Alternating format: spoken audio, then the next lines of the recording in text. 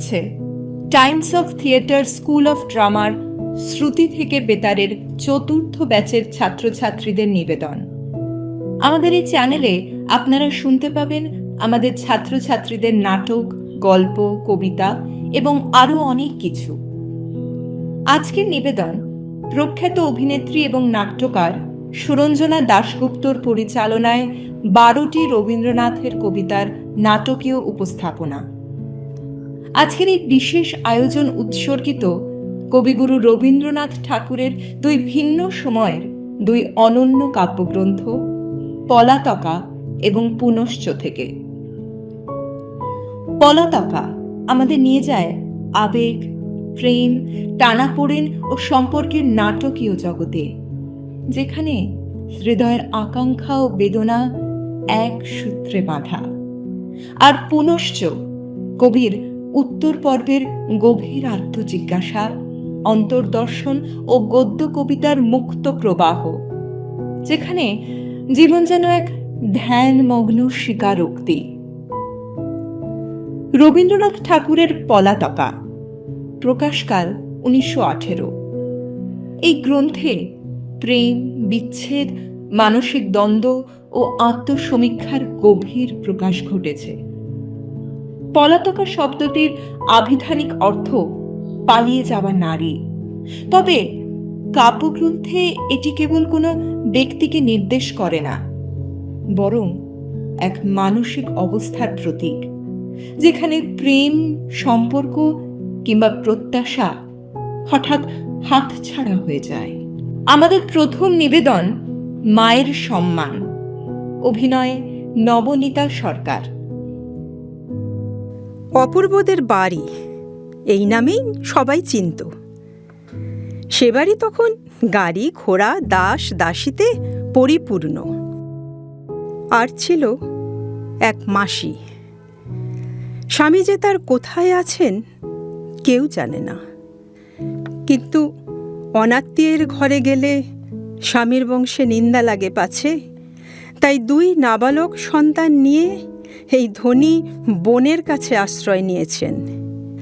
সেই ঋণটুকু শোধ করতে মুখ বুজে উদয়াস্ত পরিশ্রম, লোকচক্ষুর আড়ালে থাকা। যদি কেউ বলে বসে, আপদ জুটল কোথা থেকে, শুধু নিজে নয়, ছোট কানাই বলাইকে নিয়েও সদা সন্ত্রস্ত। একটু চঞ্চলতা দেখালেই ছুটে আসেন, চুপ চুপ চুপ।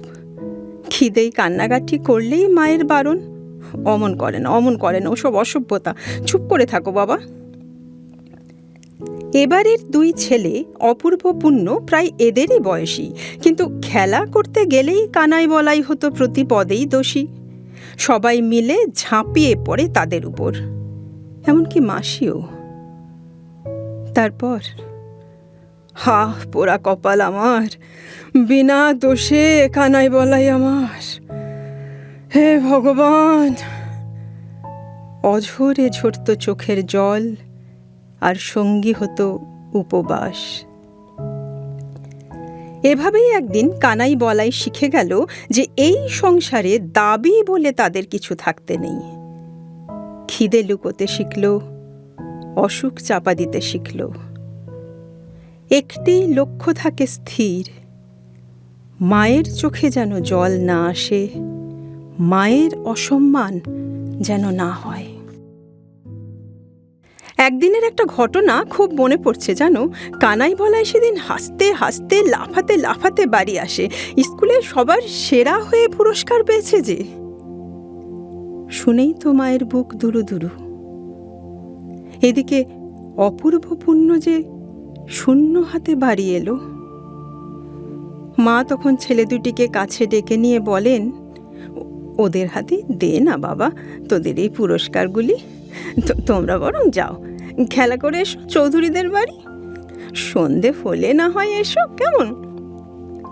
কিন্তু শোনো শোনো বাবা, পুরস্কারগুলি যে তোমরা পেয়েছো এই কথা যেন কেউ না জানতে পারে, কাউকে বলো না বাবা, যাও।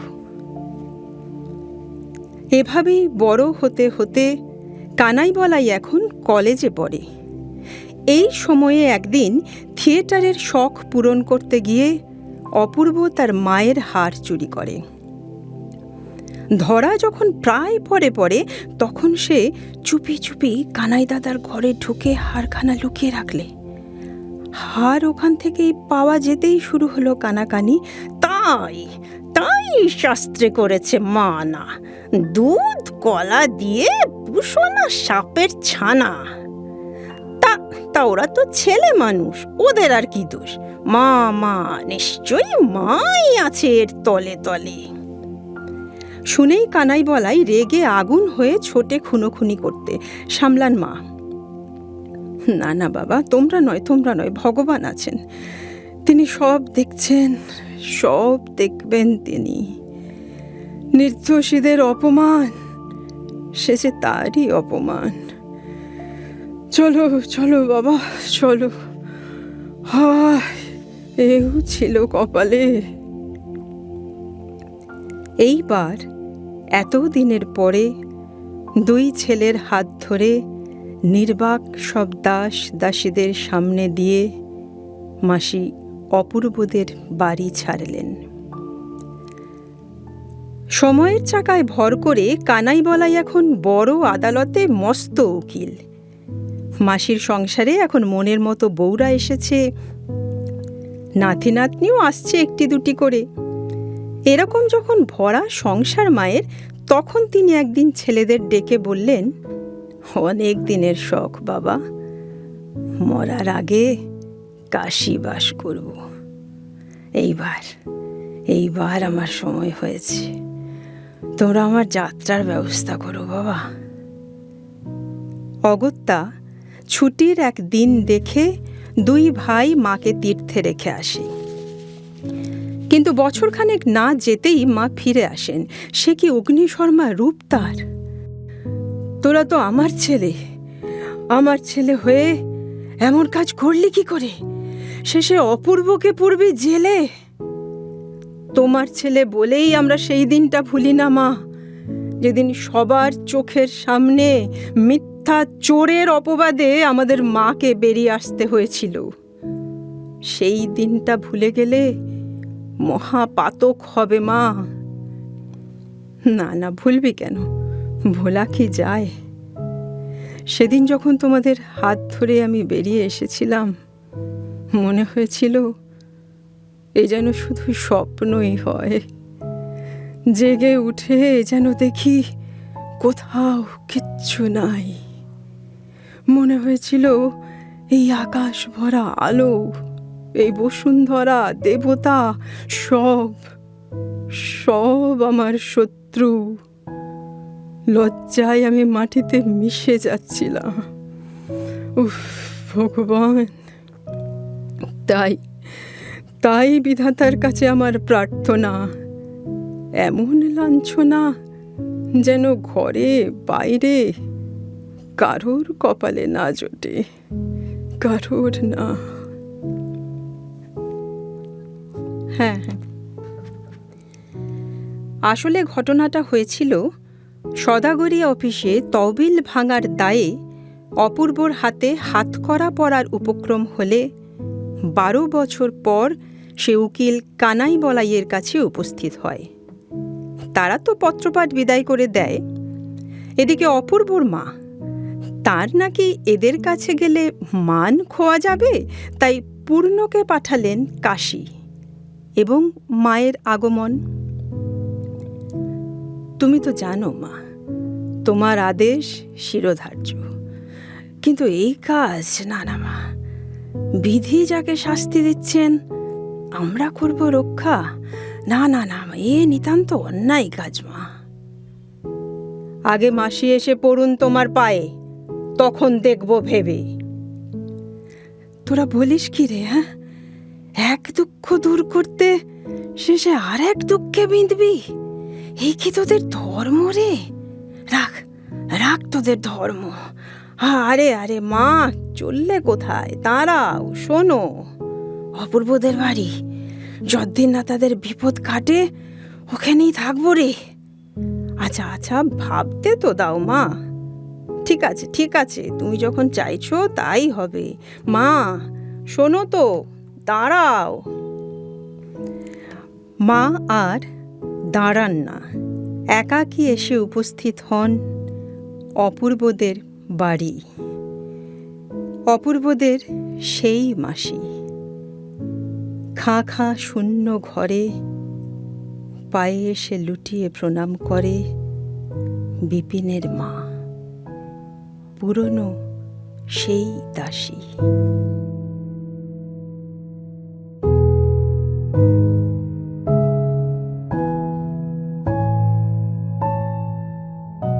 এই কবিতায় মা কেবল জৈবিক মায়ের প্রতীক নয়, বরং আশ্রয়, স্নেহ, নিরাপত্তা ও চিরন্তন ভালোবাসার প্রতীক। কবিতার কেন্দ্রবিন্দুতে রয়েছে এক সন্তানের মনের আকুলতা। সে যেন হারিয়ে যাওয়া বা দূরে সরে যাওয়া মায়ের স্নেহকে খুঁজে বেড়ায়। মায়ের সম্মান, অভিনয় নবনীতা সরকার। এবারে শুনবেন ফাঁকি, অভিনয় কৃষ্ণা বসু রায়। ফাঁকি কবিতায় কবি দেখিয়েছেন মানুষ অনেক সময় নিজের অনুভূতি ও দায়িত্ব থেকে পালিয়ে বেড়ায়। এখানে ফাঁকি কেবল বাহ্যিক প্রতারণা নয়, বরং আত্মপ্রবঞ্চনা ও হৃদয়ের সত্যকে এড়িয়ে যাওয়ার প্রবণতার প্রতীক। সম্পর্কের ক্ষেত্রে মানুষ কখনো ভালোবাসার ভান করে, কখনো নিজের কর্তব্য থেকে সরে যায়। এই মানসিক দুর্বলতাই কবিতার মূল সুর। ফাঁকি, অভিনয় কৃষ্ণা বসু রায়। মিনুর বয়স 23 তখন। রোগে ধরল তারে, ওষুধে ডাক্তারে, ব্যাধির চেয়ে আধি হলো বড়। নানা ছাপের জমল শিশি, নানা মাপের কৌটো হলো জড়ো। বছর দেড়েক চিকিৎসাতে করলে যখন অস্থি জড়ো জড়ো, তখন বললে হাওয়া বদল করো। এই সুযোগে বিনু এবার চাপলো প্রথম রেলের গাড়ি। বিয়ের পরে ছাড়লো প্রথম শ্বশুর বাড়ি। নিবিড় ঘন পরিবারের আড়ালে আবডালে মোদের হতো দেখাশোনা ভাঙা লয়ের তালে। মিলন ছিল ছাড়া ছাড়া, চাপা হাসি, টুকরো কথার নানান জোড়া তারা। আজকে হঠাৎ ধরিত্রী তার আকাশ ভরা সকল আলো ধরে বর বধূরে নীলে বরণ করে। রোগামুখের মস্ত বড় দুটি চোখে বিনুর যেন নতুন করে শুভ দৃষ্টি হলো নতুন লোকে।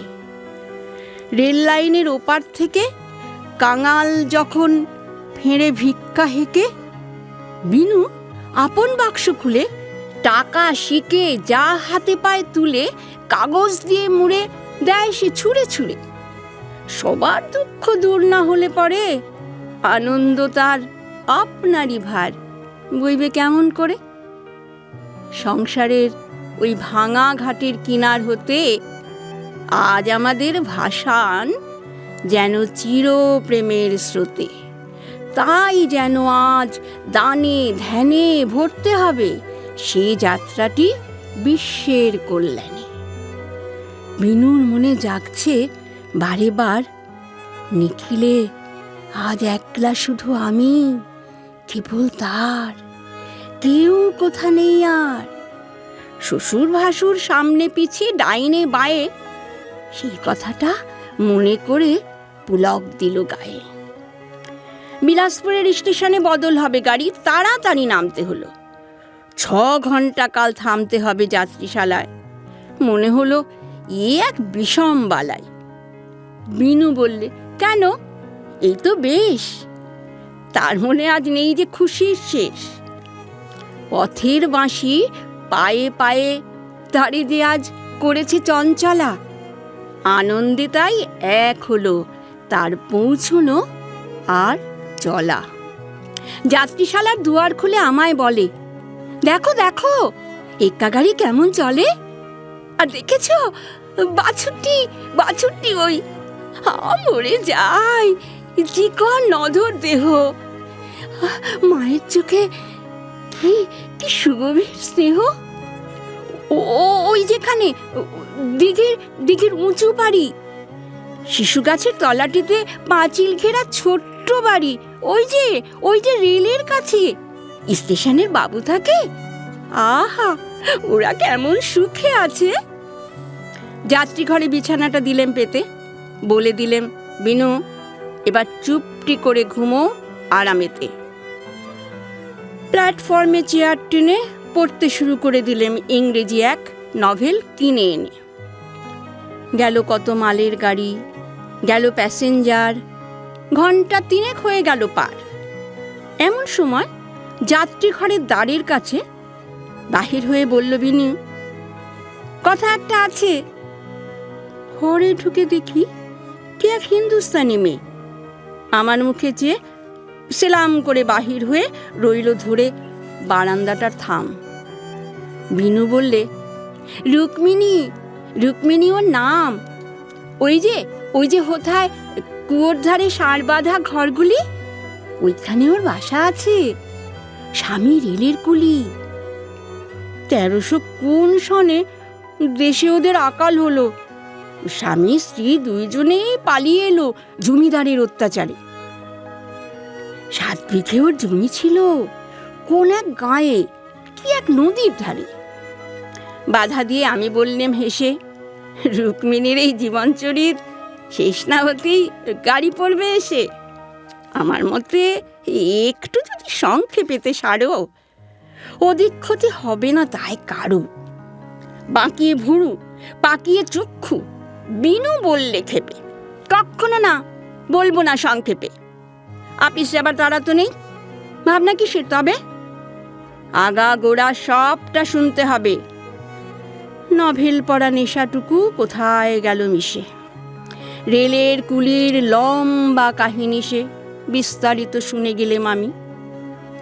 আসল কথা শেষে ছিল, সেইটা কিছু দামি। কুলির মেয়ের বিয়ে হবে, তাই পইচে তাবিজ বাজু বন্ধ গড়িয়ে দেওয়া চাই। অনেক টেনে টুনে তবু 25 টাকা খরচ হবে তারই। সে ভাবনাটা ভারী রুক্মিণীকে করেছে বিব্রত। তাই এবারের মতো আমার পরে ভার কুলি নারীর ভাবনা ঘোচাবার। আজকে গাড়ি চড়ার আগে একেবারে থোকে 25 টাকা দিতেই হবে ওকে। অবাক কাণ্ড, এ কি এমন কথা মানুষ শুনেছে কি? যাতে হয়তো মেথার হবে, কিংবা নেহাত উঁচা যাত্রী ঘরের করে ঝাড়া মোছা। 25 টাকা দিতেই হবে তাকে। এমন হলে দেউলে হতে কদিন বাকি থাকে? আচ্ছা হবে, আমি দেখছি। মোট 100 টাকার আছে একটা নোট, আরে সেটা আবার ভাঙানো নেই। বিনু বললে, এই স্টেশনে ভাঙিয়ে নিলেই হবে। আচ্ছা দেব তবে। এই বলে সেই মেয়েটাকে আড়ালেতে নিয়ে গেলেম ডেকে, আচ্ছা করেই দিলেম তারে হেঁকে। কেমন তোমার নৌকরি থাকে দেখবো আমি, প্যাসেঞ্জারকে ঠকিয়ে বেড়াও, খোঁচাবো নষ্টামি। কেঁদে যখন পড়লো পায়ে ধরে, 2 টাকা তার হাতে দিয়ে দিলেম বিদায় করে। জীবন দেউল আঁধার করে নিবল হঠাৎ আলো। ফিরে এলেম 2 মাস যেই ফুরালো। বিলাসপুরে এবার যখন এলেম নামি, একলা আমি। শেষ নিমেষে নিয়ে আমার পায়ের ধুলি বিনু আমায় বলেছিল, এই জীবনের যা কিছু আর ভুলি, শেষ 2টি মাস অনন্তকাল মাথায় রবে মম। বৈকুণ্ঠেতে নারায়ণীর সিঁথের পরে নিত্য সিঁদুর সম। এই 2টি মাস সুধায় দিলে ভরে। বিদায় নিলেম সেই কথাটি স্মরণ করে। ওগো অন্তর্যামী, বিনুরে আজ জানাতে চাই আমি, সেই 2 মাসের অর্ঘে আমার বিষম ফাঁকি, 25 টাকার ফাঁকি। তুই যদি আজ রুক্মিণীর 1,00,000 টাকা, তবুও তো ভরবে না সেই ফাঁকা। বিনু যে সেই 2 মাস টিরে নিয়ে গেছে আপন সাথে, জানলো না তো ফাঁকি শুদ্ধ দিলেম তারই হাতে। বিলাসপুরে নেমে আমি শুধাই সবার কাছে, রুক্মিণী, রুক্মিণী সে কোথায় আছে? প্রশ্ন শুনে অবাক মানে, রুক্মিণী কে তাই বা কজন জানে? অনেক ভেবে ঝামরুকুলির বউ বললেম যেই, বললে সবে এখন তারা এখানে কেউ নেই। শুধাই আমি, কোথায় কোথায় পাবো তাকে? স্টেশনের বড়বাবু রেগে বলেন, সে খবর কে রাখে? টিকিট বাবু বললে হেসে, তারা মাসেক আগে গেছে চলে দার্জিলিংয়ে, কিংবা খসরুবাগে, কিংবা আরাকানে। শুধাই যত, ঠিকানা তার কেউ কি জানে? তারা কেবল বিরক্ত হয়, তার ঠিকানায় কার আছে কোন কাজ। কেমন করে বোঝাই আমি? ওগো, আমার আজ সবার চেয়ে তুচ্ছ তারে, সবার চেয়ে পরম প্রয়োজন। ফাঁকির বোঝা নামাতে মোর আছে সেই একজন। এই 2 মাস সুধায় দিলে ভরে, বিনুর মুখের শেষ কথা সেই বইব কেমন করে?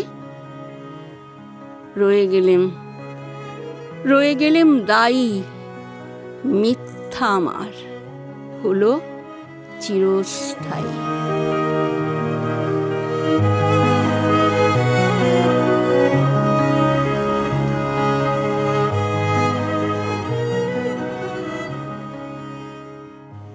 1930 সালের পর থেকে, বিশেষ করে 1932 সালে প্রকাশিত পুনশ্চ কাব্যগ্রন্থ প্রকাশের মাধ্যমে রবীন্দ্রনাথ বাংলা সাহিত্যে সুস্পষ্টভাবে গদ্য কবিতার ধারা প্রতিষ্ঠা করেন। এর আগে তার কবিতায় ছন্দ ও মাত্রাবৃত্তের প্রাধান্য থাকলেও এই সময় থেকে তিনি বাঁধা ধরা ছন্দের সীমা অতিক্রম করে মুক্ত বাক্য প্রবাহের ভাব প্রকাশ করতে শুরু করেন। এরপর শেষ সপ্তক, পত্রপুট এবং শ্যামলী প্রভৃতি গ্রন্থেও গদ্য কবিতার স্বতন্ত্র রূপ লক্ষ্য করা যায়। ক্যামেলিয়া, এই কবিতায় কবি এক রহস্যময় নারীর চরিত্র চিত্রণ করেছেন, যার নাম ক্যামেলিয়া। তিনি সুন্দরী, মার্জিত ও আধুনিক, কিন্তু তার মধ্যে এক ধরনের দূরত্ব ও শীতলতা আছে। কবির দৃষ্টিতে ক্যামেলিয়া যেন কেবল বাহ্যিক রূপের প্রতীক, তার ভেতরে উষ্ণতা বা গভীর আবেগের প্রকাশ স্পষ্ট নয়। ক্যামেলিয়া, অভিনয় মানসী দাশগুপ্ত। তার নাম ছিল কমলা। তার খাতার উপরে লেখা দেখেছিলাম। একদিন সে ট্রামে চড়ে তার ভাইকে নিয়ে কলেজের রাস্তায় যাচ্ছিল। আমি সেই ট্রামেই তার ঠিক পিছনের বেঞ্চিতে গিয়ে বসলাম। তার মুখের একপাশের সুন্দর নিটু রেখাটির দেখা যাচ্ছিল। মুগ্ধ হয়ে দেখছিলাম তার ঘাড়ের উপরে খোপার নিচের কোমল চুলগুলো। বড্ড কোমল ছিল তার বই আর খাতা। ব্যাস, যা হবার তাই হলো। যেখানে আমার নামার কথা সেখানে আর নামা হলো না। তবে এবার থেকে সময়ের হিসাব করে বেরোবো বলে ঠিক করলাম। সেই হিসাব অবশ্য আমার কাজের সঙ্গে ঠিক মিলতো না, প্রায় ঠিক মিলতো ওদের বেরোবার সময়ের সঙ্গে। প্রায়ই দেখা হতো। মনে মনে এই ভেবে খুশি হতাম যে আর কোনো সম্বন্ধ না থাক, ও তো আমার সহযাত্রিনী। কমলার নির্মল বুদ্ধি চেহারা যেন ঝকঝক করছে। সুকুমার কপাল থেকে চুল উপরে তোলা, উজ্জ্বল চোখের নিঃসংকোচ দৃষ্টি, এই সব কিছুর মধ্যে আমি যেন আরো ডুবে যেতে লাগলাম। মনে মনে ভাবতে লাগলাম, আহ, একটা কোনো সংকট কেন দেখা দেয় না? উদ্ধার করে জন্ম সার্থক করি, কিংবা রাস্তার মধ্যে একটা কোনো উৎপাত বা কোনো একজন গুন্ডার স্পর্ধা, এমন তো আজকাল ঘটেই থাকে। কিন্তু আমার ভাগ্যটা তো ঘোলা জলের ডোবা, বড় রকম ইতিহাস তার মধ্যে ধরে না। নিরীহ দিনগুলো তাই ব্যাঙের মতো একঘেয়ে ডাকে, না সেখানে হাঙর কুমিরের নিমন্ত্রণ, না রাজহাঁসের। যাই হোক, এরই মধ্যে একদিন হলো কি, ট্রামে খুব ঠেলাঠেলি ভিড় ছিল। কোনো মতে ভিড় ঠেলে কমলার সামনে গিয়ে দেখি কমলার পাশে বসে রয়েছে একজন আধা ইংরেজ। দেখেই ইচ্ছে করছিল অকারণে টুপিটা উড়িয়ে দিই তার মাথা থেকে, ঘাড়ে ধরে তাকে রাস্তায় দিয়ে নামিয়ে। কিন্তু কোনো ছুতো পাচ্ছি না, হাতটা একেবারে নিষ্পিস করছে। এমন সময় সে কি করলো, একটা মোটা চুরুট ধরিয়ে টানতে শুরু করলো। এইবার সুযোগটা পেয়ে গেলাম। কাছে এসে বললাম, এই যে চুরুটটা ফেলো।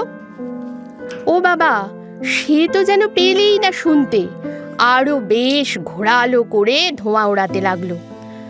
আমি তখন ওর মুখ থেকে চুরুটটা টেনে রাস্তায় ফেলে দিলাম।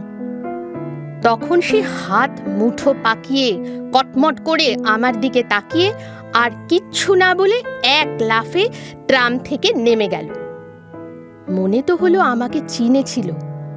ওই আমার একটু বেশ চওড়া গোছের নাম ছিল তো তখন ফুটবল খেলায়। অফিসের বাবুরা আমাকে বাহবা দিয়ে পিঠ চাপড়িয়ে বললেন, বেশ করেছেন মশাই, বেশ করেছেন। কিন্তু কমলার দিকে তাকিয়ে দেখলাম তার মুখ লাল হয়ে উঠেছে, হাত কাঁপছে, একটা বই খুলে মাথাটা নিচু করে পড়ার ভান করছে। সেই বীর পুরুষের দিকে কটাক্ষেও তাকালো না। একটু পরেই দেখলাম একটা অজায়গায় নেমে পড়ল, তারপর একটা ট্যাক্সি নিয়ে চলে গেল। তার পরদিন তার আর দেখা পেলাম না। তৃতীয় দিন দেখি একটা ঠেলা গাড়িতে করে কলেজে যাচ্ছে। একদম গোয়ারের মতো ভুল করে ফেলেছি বুঝতে পারলাম।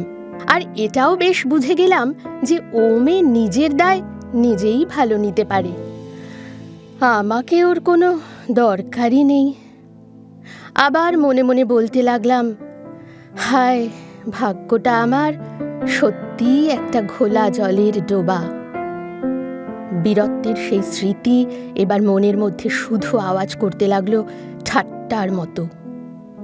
তাই ঠিক করলাম আমার ভুলটা শোধরাতেই হবে। খবর পেলাম গরমের ছুটিতে ওরা নাকি দার্জিলিং যায়। তখন আমারও একটু হাওয়া বদলাবার দরকার ছিল, তাই চলে গেলাম দার্জিলিং। সেখানে ওদের মতিয়া নামের ছোট্ট বাড়িটা দেখলাম। বাড়িটা গাছের আড়ালে, রাস্তা থেকে একটু নেমে একটা কোণে, সামনে থেকে বরফের পাহাড় দেখা যায়। কিন্তু শুনলাম সেবার আসবে না। অগত্যা ফিরে আসবো মনে করছি, এমন সময় আমার এক ভক্তের সঙ্গে দেখা হলো। তার নাম মোহনলাল। মোহনলাল বলল তার বোন তনুকা নাকি আমার সঙ্গে দেখা না করে কিছুতেই যেতে চাইছে না। তনুকার সাথে দেখা করলাম। দেখলাম মেয়েটি একেবারে ছায়ার মতো। পড়াশোনায় তার খুব ঝোঁক ছিল, কিন্তু আহারের প্রতি একেবারেই নয়। ফুটবলের এই সর্দারের প্রতি তাই এত নাকি তার অদ্ভুত ভক্তি। তনুকার ধারণা ছিল আমি যে আলাপ করতে এসেছি সে নাকি আমার দুর্লভ দয়া। হায় রে ভাগ্যের খেলা! যেদিন নেমে আসবো সেদিন দেখি তনুকা একটা টব শুদ্ধ ফুলের গাছ নিয়ে হাজির। বলো, এই দামি দুর্লভ গাছটি আপনার জন্য এনেছি, যাতে আপনার মনে থাকবে আমাদের কথা। আমার তো এসব তখন একেবারে বড্ড উৎপাত বলে মনে হয়েছিল। কিছুক্ষণ চুপ করে থেকে জিজ্ঞাসা করেছিলাম, তা গাছের নামটা কি? তনুকা বলেছিল ক্যামেলিয়া। নামটা শুনেই তক্ষুনি মনের মধ্যে আরেকটা নাম ঝলক দিয়ে উঠেছিল, কমলা। হেসে ফেলে তনুকাকে বলেছিলাম, ক্যামেলিয়া? সহজে বুঝি এর মন মেলে না। টব শুদ্ধ গাছটা নিয়ে চলে এলাম। এরপর প্রায় মাস কয়েক কেটে গেল। পুজোর ছুটিতে শুনলাম কমলা তার মায়ের সাথে মামার বাড়িতে গেছে, সাঁওতাল পরগনার একটা ছোট্ট জায়গায়। কমলার মামা সেখানে রেলের ইঞ্জিনিয়ার। আমিও চলে গেলাম সেখানে। জায়গাটি কিন্তু বড্ড সুন্দর ছিল।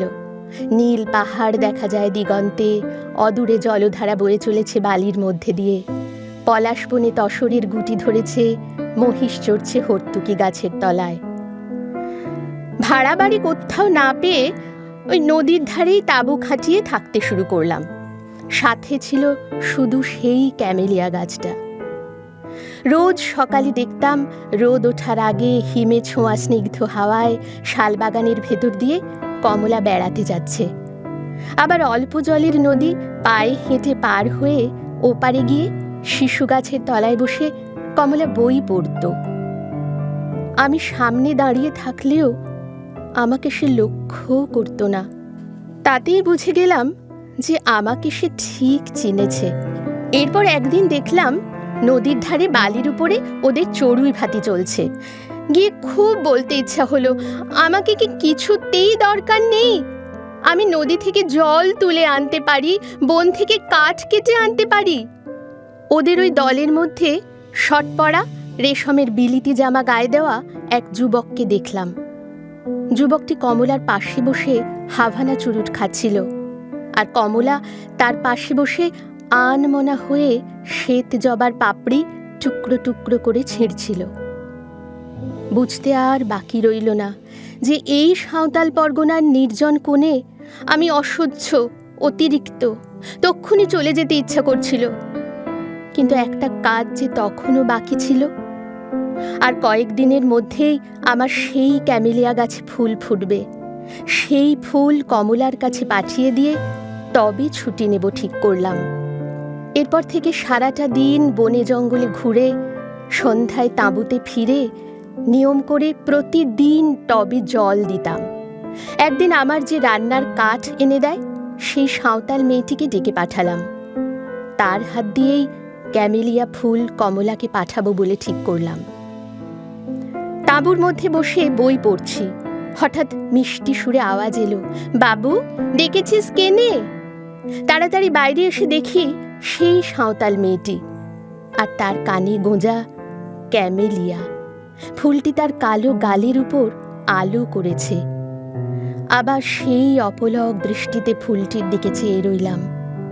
সাঁওতাল মেয়েটি আবার জিজ্ঞেস করলো, ডেকেছিস কেনে?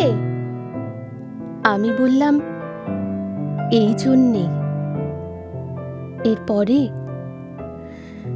ফিরে এলাম কলকাতায়।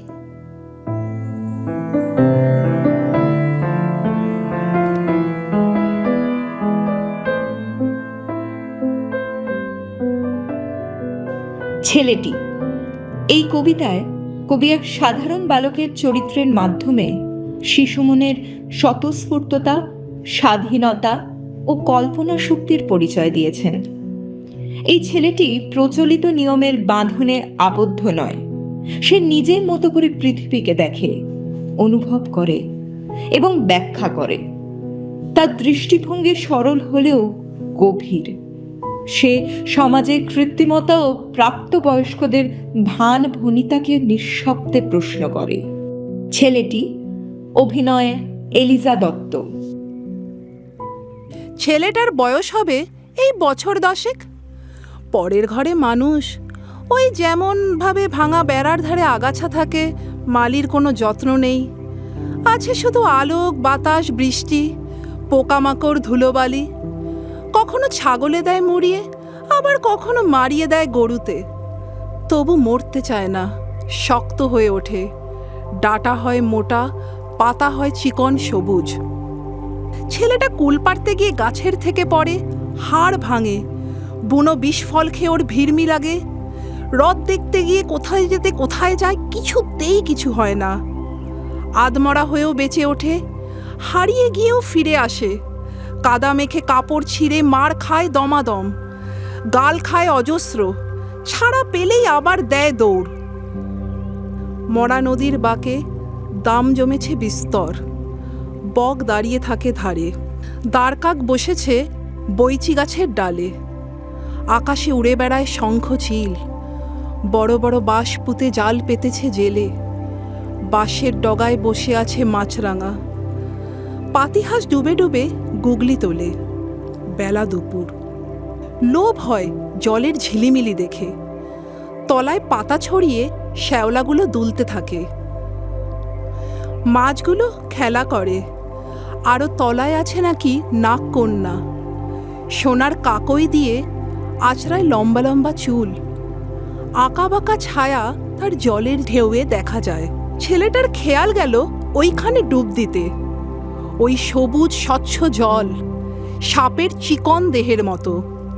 কি আছে দেখি না, সবটাতেই তার বড় লোভ। দিল ডুব, দামে গেল জড়িয়ে। চেঁচিয়ে উঠে খাবি খেয়ে তলিয়ে গেল কোথায়। ডাঙায় রাখাল গরু চড়াচ্ছিল, ছেলেদের ডিঙি নিয়ে টানাটানি করে তুললে তাকে। তখন সে নিঃসার। তারপরে অনেক দিন ধরে মনে পড়েছে চোখে কি করে সর্ষে ফুল দেখে আধার হয়ে আসে। যে মাকে কচিবেলায় হারিয়েছে তার ছবি জাগে মনে, জ্ঞান যায় মিলিয়ে। ভারী মজা, কি করে মরে সেই মস্ত কথাটা। সাথীকে লোভ দেখিয়ে বলে, একবার দেখ না ডুবে, কোমরে দড়ি বেঁধে আবার তুলব টেনে। ভারী ইচ্ছে করে জানতে ওর কেমন লাগে।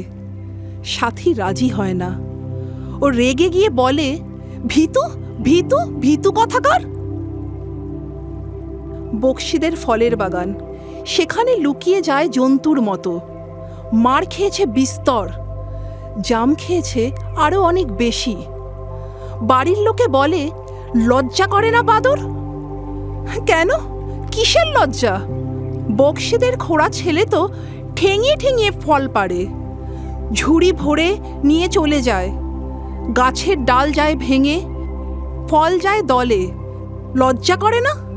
একদিন পাকরাশিদের মেজ ছেলে একটা কাঁচ পরানো চোং নিয়ে ওকে বললে, দেখ না ভিতর বাগে। দেখলে নানা রং সাজানো, নাড়া দিলেই নতুন হয়ে ওঠে। বললে, দে না ভাই আমাকে, তোকে দেব আমার ঘষা ঝিনুক। কাঁচা আম ছাড়াবি মজা করে, আর দেব আমের কষির বাসি। দিল না ওকে, কাজেই চুরি করে আনতে হলো।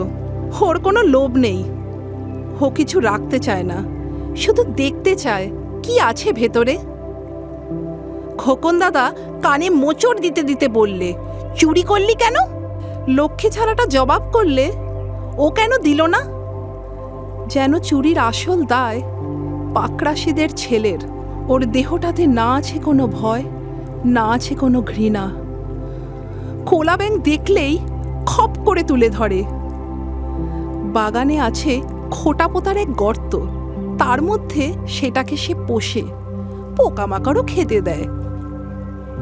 গুবড়ে পোকা কাগজের বাক্স এনে রাখে, খেতে দেয় গোবরের গুটি।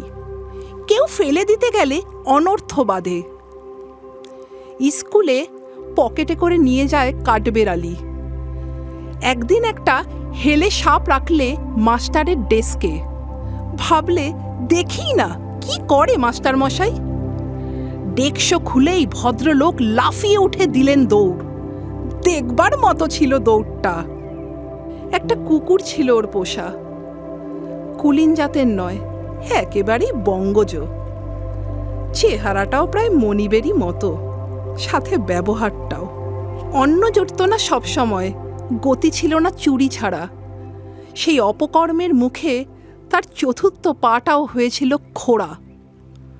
আর সেই সঙ্গেই কোনো এক কার্যকারণের যোগে শাসনকর্তাদের শশা ক্ষেতের বেড়া গিয়েছিল ভেঙে। মনিবের বিছানা ছাড়া কুকুরটার ঘুম হতো না রাতে, আর তাকে ছাড়া মনিবেরও সেই একই দশা। একদিন প্রতিবেশীদের বাড়া ভাতে মুখ দিতে গিয়ে তার দেহান্তর ঘটল। মরণান্তিক দুঃখেও কোনোদিন জল বেরোয়নি যে ছেলের চোখে, দুদিন সে লুকিয়ে লুকিয়ে কেঁদে কেঁদে বেড়ালো। মুখে কোনো অন্ন জলও রুচল না।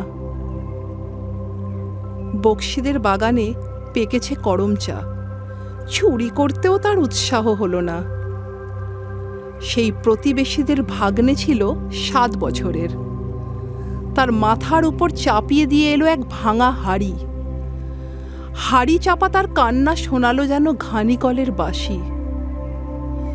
গেরস্থ ঘরে ঢুকলেই সবাই তাকে দূর দূর করে তাড়ায়।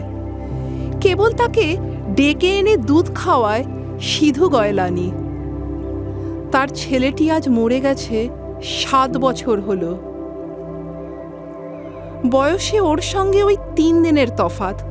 ওই ওরই মতো কালো কেলো, নাকটা ওই রকমই চ্যাপ্টা। ছেলেটার যত সব ওই নতুন নতুন দৌড়াত্তি ওই গয়লানি মাসির ওপরেই।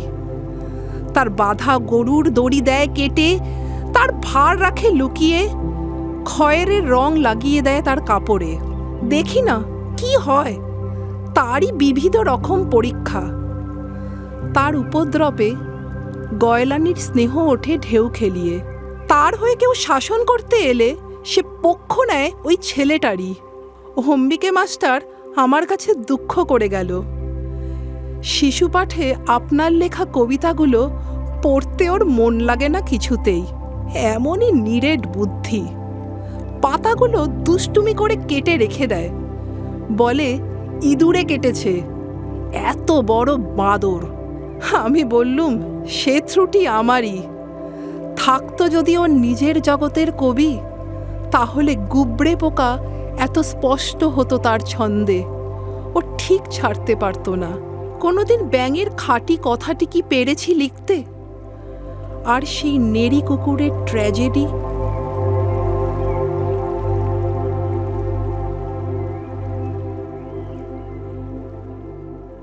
ছেঁড়া কাগজের ঝুড়ি। এই কবিতায় কবি এক সামান্য বস্তুকে, ছেঁড়া কাগজের ভরা একটি ঝুড়িকে প্রতীক হিসেবে ব্যবহার করেছেন। ঝুড়িতে জমে থাকা ছেঁড়া কাগজ আসলে কবির পরিত্যক্ত লেখা, অসম্পূর্ণ ভাবনা ও বাতিল সৃষ্টির চিহ্ন, যা একসময় যত্ন করে লেখা হয়েছিল, পরে তা অপ্রয়োজনীয় মনে হওয়ায় ফেলে দেওয়া হয়েছে। ছেঁড়া কাগজের ঝুড়ি, মানসী কুণ্ডু। বাবা এসে জিজ্ঞাসা করলেন, কি করছিস শুনি? বলে, বাক্সে কেন কাপড় গুছোচ্ছিস রে? আরে বাবা বলবি তো, যাবি কোথায়? সুনিতার ঘর 3 তলায়, দক্ষিণ দিকে 2 জানলা, সামনে পালঙ্ক, বিছানাটা লখনৌ ছিটে ঢাকা। অন্য দেওয়ালে লেখবার টেবিল, তার ঠিক কোণেই মায়ের ফটোগ্রাফ। তিনি মারা গেছেন। বাবার ছবি দেওয়ালে, ফ্রেমে জড়ানো ফুলের মালা। মেঝেতে লাল শতরঞ্চে শাড়ি, সেমিজ, ব্লাউজ, রুমাল সব এলোমেলো ছড়ানো রয়েছে। কুকুরটা কাজ ঘেঁষে লেজ নাড়ছে, কোলে থাবা তুলে সে ঠেলা দিচ্ছে। ভেবে পাচ্ছে না কিসের এত আয়োজন। ভয় হচ্ছে ওর, পাছে ওকে ফেলে রেখে আবার কেউ কোথাও চলে যায়। ছোট বোন সমিতা হাঁটু উঁচু করে বসে আছে বাইরের দিকে মুখ ফিরিয়ে। চুল তার বাঁধা হয়নি, চোখ দুটি দেখে মনে হচ্ছে যেন কান্না সবে থেমেছে। চুপ করে রইল সুনিতা। মুখ নিচু করে সে কাপড় গোছায়, হাত তার কাঁপছিল। বাবা আবার বললেন, শুনিবা, কোথাও যাবি নাকি? সুনিতা শক্ত করে বললে, তুমি তো বলেইছ এই বাড়িতে আমার বিয়ে হতে পারবে না, আমি এখন অনুদের বাসায় যাব। সুমিতা বললে, ছি ছি দিদি, কি বলছো এসব? বাবা বললেন, ওরা যে আমাদের মত মানবে না রে, কিন্তু আমাদের ওদের মত মেনে চলতেই হবে চিরদিন। এই বলে শুনি সেফটিপিন ভরে রাখলে লেফাফায়।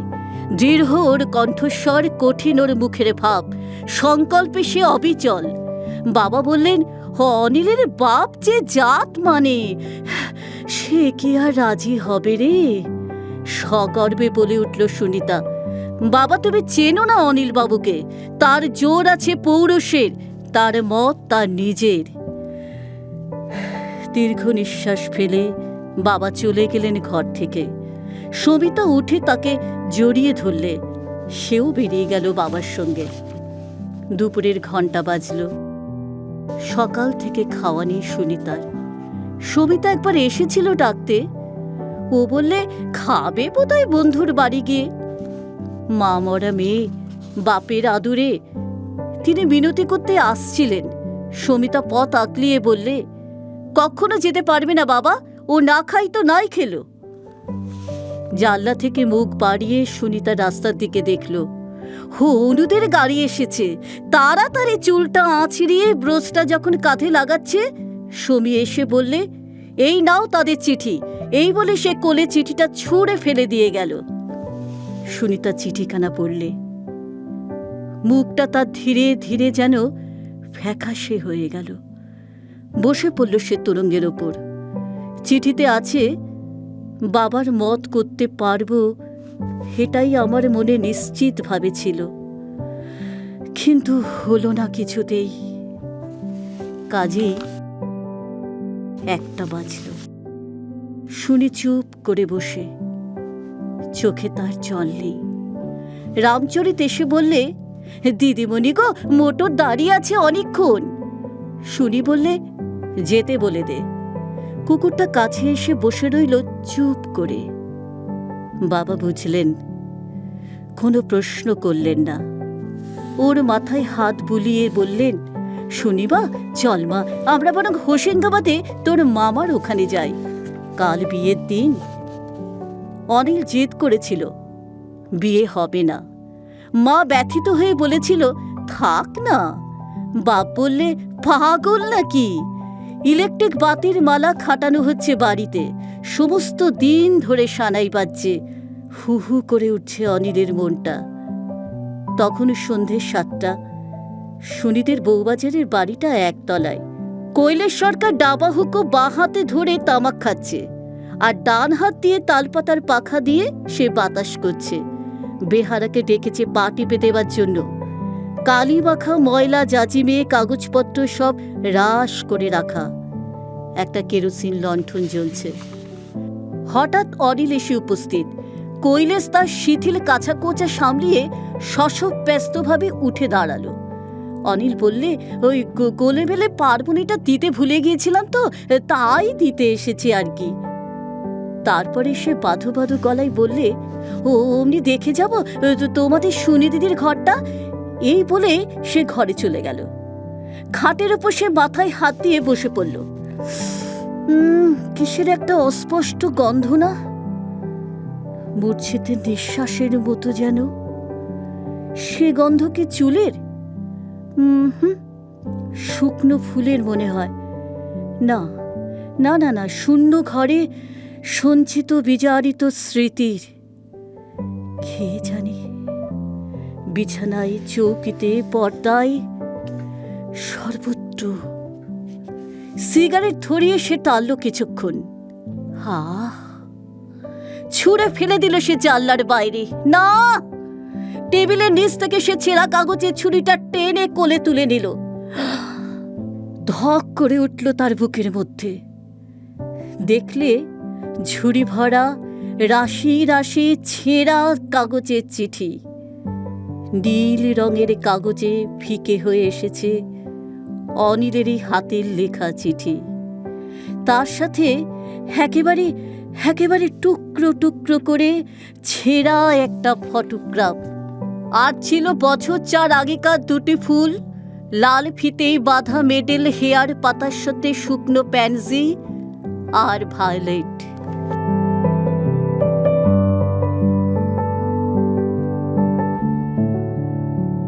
অপরাধী। রবীন্দ্রনাথ মানব মনের অপরাধ বোধ ও আত্মসমালোচনার সূক্ষ্ম অনুভূতিকে তুলে ধরেছেন এই অপরাধী কবিতায়। এখানে বাহ্যিক অপরাধের চেয়ে অন্তরের অপরাধ বোধই মুখ্য। মানুষ অনেক সময় সমাজের চোখে অপরাধী না হলেও নিজের বিবেকের কাছে দোষী হয়ে ওঠে। অপরাধী, অভিনয় চন্দ্রা চট্টোপাধ্যায়। তুমি বলো তিনু আমার কাছে প্রশ্রয় পায়, সেইখানেই তোমার রাগ। দেখো, ওকে আমি ভালোবাসি, আর তাই ওকে দেখি দুষ্টু বলে, দোষী বলে নয়। রাগও করি ওর উপরে, আবার ভালো লাগে সেই ওকেই। এই কথাটা হয়তো মিথ্যে নয়। সংসারে এক একজন মানুষ এমন থাকে জানো, সে যেহেতু নিজে নেহাত মন্দ লোক নয়, সেজন্যই অতি সহজে তার মন্দটাই ধরা পড়ে। সে হতভাগা মন্দ রঙে, কিন্তু রসে মন্দ নয়। তার যা দোষ তা স্তূপে বেশি, ভারে বেশি নয়। আর তাই দেখতে যতটা লাগে, গায়ে ততটা লাগে না। তিনুর মনটা হালকা ছিপছিপে নৌকোর মতো, হু হু করে ভেসে চলে যায়। ভালোর বোঝা বা মন্দের বোঝা কোনো কিছুই জমতে দেয় না বেশিক্ষণ। দেখতে দেখতে এপারের বোঝা ওপারে চালান করে দেয়। কোনো পরিস্থিতিই ওকে চাপ দেয় না, তেমনি ও চাপ দেয় না কিছুকে। আসর জমানো সে ওর স্বভাব, তাই বিস্তর কথা বলে ও। আর সেজন্যই মিছেও বলতে হয় বিস্তর, নইলে কথা ঠাস বুননিতে যে ফাঁক পড়ে যায়। কিন্তু এই যে মিছে, সে শুধু ওর ভাষায়, চিন্তায় নয়, মনে নয়। ওর ব্যাকরণটা যে জানে, ওকে যে জানে, তার বুঝতে দেরি হয় না। ওকে তুমি যে নিন্দুক বলো, তা সত্যি বটে। যা সত্যি তাকে বাড়িয়ে বলে, তার রূপ বদলে ও নিন্দে বানায়। কিন্তু এটা ও করে যার নামে নিন্দে, তার মন্দের জন্য নয়। এই রসিয়ে বলা যারা নিন্দে শুনে তাদের ভালো লাগবে বলে। তারা সমস্ত সংসার জুড়ে আছে, নিন্দের মহাকাশে তারা যে নিহারিকা। আর আমার তিনু যে নিন্দের তারা। ওর এই বাকচাতুর্যের জ্যোতি, ওর এই কথা বোনার ক্ষমতা, সে যে ওদের কাছ থেকেই পাওয়া। আসল কথা কি জানো, ওর বুদ্ধি আছে, যা নেই তা হলো বিবেচনা। তাই ওর অপরাধ নিয়ে হাসি চলে। কিন্তু যারা ভালো মন্দ বিবেচনা করে সূক্ষ্ম হিসাবের দাঁড়িপাল্লায়, তাদের দেখে হাসি বন্ধ হয়ে যায়। তাদের সঙ্গটা খুব একটা উপভোগ্য হয় না, ওজনে ভারী, সয়ও না বেশিক্ষণ। দৈবাত যদি তাদেরও ত্রুটি হয় অসাবধানে, তবে পাশের লোক হাঁপ ছেড়ে বাঁচে, ভাবে এরাও তবে আমাদের মতোই সাধারণ মানুষ, ভুল ত্রুটি এদেরও হয়।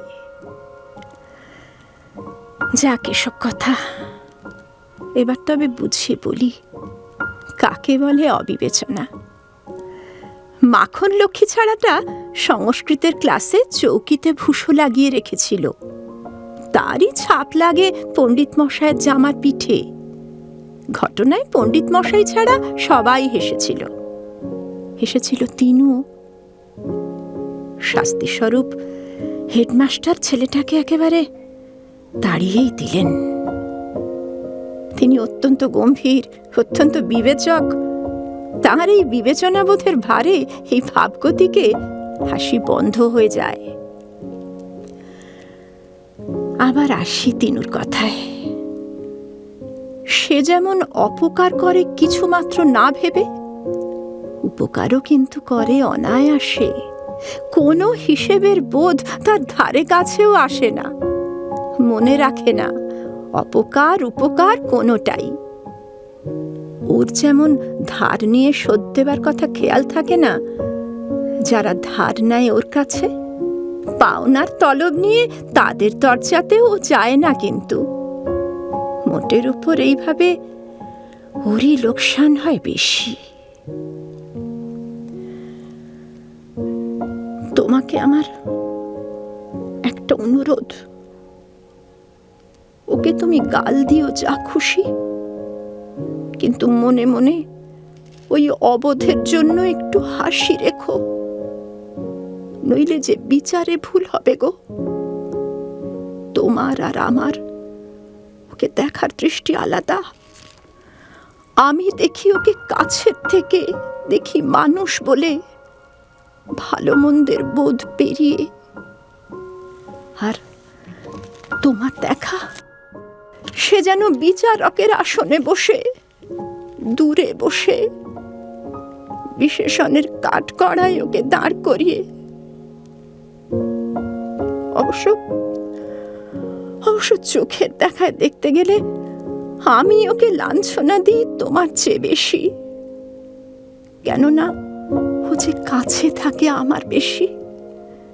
কিন্তু ক্ষমাও করি তোমার চেয়ে বড় করে, সেও ওর মনকে কাছ থেকে জানি বলে। আমি ওকে সাজা দিই, নির্বাসন দিনে। তাই আমার কাছেই, আমার কাছের হয়ে ও রয়ে গেল। রাগ করো না তাই নিয়ে, দোহাই তোমার।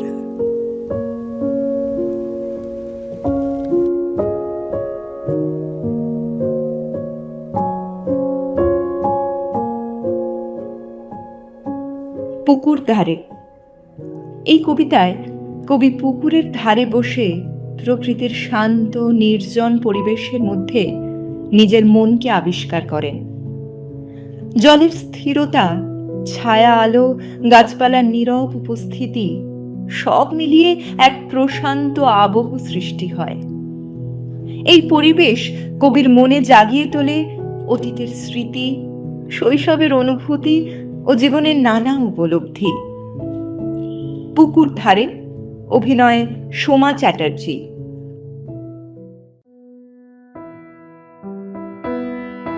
দোতলার জানলা থেকে চোখে পড়ে পুকুরের কোণের দিকের একটা অংশ। ভাদ্র মাসে সেখানে কানায় কানায় জল ভরে থাকে। সেই জলে আশেপাশের গাছগাছালির সুগভীর ছায়া টলটল করছে। জলের ওপর ছড়িয়ে পড়েছে সবুজ রঙা রেশমের আভা, আর পুকুর পাড় ঢেকে আছে কলমি আর হেলঞ্চ শাকে। ওই দিকেতেই ঢালু পাড়েতে মুখোমুখি দাঁড়িয়ে আছে কয়েকটা সুপারি গাছ, আর এধারে ডাঙার ওপর করবি, সাদা রঙ্গন, একটা শিউলির গাছ। অযত্নে পড়ে থাকা দুটো রজনীগন্ধার গাছে ফুল ধরেছে বটে, তবে দেখে মনে হয় তারা খুব গরিব। বাখারি দিয়ে বাঁধা মেহেদির বেড়া ঘেরা জমিতে পেয়ারা, কলা, নারকেলের বাগান। সেই গাছপালার মধ্যে দিয়ে আরও অনেকটা দূরে একটা কোঠাবাড়ির ছাদের ওপর থেকে একটা শাড়ি ঝুলতে দেখা যাচ্ছে। অন্য পাশে আদুল গায়ে একটা মোটা সোটা লোক মাথায় ভিজে চাদর জড়িয়ে বাঁধা ঘাটের পৈঠাতে ছিপ ফেলে বসে আছে। তার খেয়ালই নেই। এদিকে ঘন্টার পর ঘন্টা কেটে যায়। ধীরে ধীরে বেলা পড়ে এলো। বৃষ্টি ধোয়া আকাশে বিকেলের আলোয় যেন প্রৌঢ়ত্বের ছোঁয়া লেগেছে। তার আভাসে রয়েছে বৈরাগ্যের ম্লানতা। হালকা হাওয়ায় পুকুরের জল টলমল করছে, ঝিলমিল করে উঠছে বাতাবি লেবুর পাতা। সেদিকে তাকিয়ে থাকতে থাকতে আজকের দিনটাকে মনে হয় অন্য আর একটা দিনের ছায়া। সমকালের বেড়ার ফাঁক গলে মনের বাগানে যেন ঢুকে পড়েছে হারিয়ে যাওয়া দূর অতীতের কোনো একটা দিনের ছবি। যেমন করুণ তার ছোঁয়া, তেমনি স্নিগ্ধ তার কণ্ঠ। ঘন কৃষ্ণ চোখের তারায় অপার মুগ্ধতা, অপরিসীম সারল্য। মনে হচ্ছে সে যেন লাল পাড় সাদা শাড়ি পরিহিতা কোনো নারী। শাড়ির চওড়া পাড় তার পায়ের পাতা দুটিকে ঢেকে দিয়েছে। সেই অতীতচারী দিন যেন আমাকে উঠোনে আসন বিছিয়ে দিল, আঁচল দিয়ে মুছিয়ে দিল ধুলো। যেন সে আম কাঁঠালের ছায়া ঘেরা নির্জন পথে জল তুলে নিয়ে এলো। তখন সজনের ডালে দোয়েল শীষ দিচ্ছে, আর খেজুরের ঝোপে ল্যাজ দুড়িয়ে উড়ে বেড়াচ্ছে ফিঙে। সময় হয়, বিদায় চাইতেই হয় তার কাছে। চেয়ে দেখি উত্তরে সে কিছুই বলতে পারছে না। দরজার কপাট অল্প একটু ফাঁক করে সে আমার ফিরে আসার পথের দিকে চেয়ে ঠায় দাঁড়িয়ে আছে। অত্যন্ত কষ্টে আমার চোখ ঝাপসা হয়ে আসে।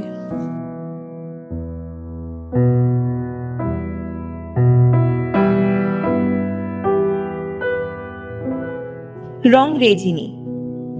রং রেজিনী অর্থাৎ রং করার কারিগর নারীকে কেন্দ্র করে কবি জীবন ও শিল্পের এক গভীর তাৎপর্য তুলে ধরেছেন।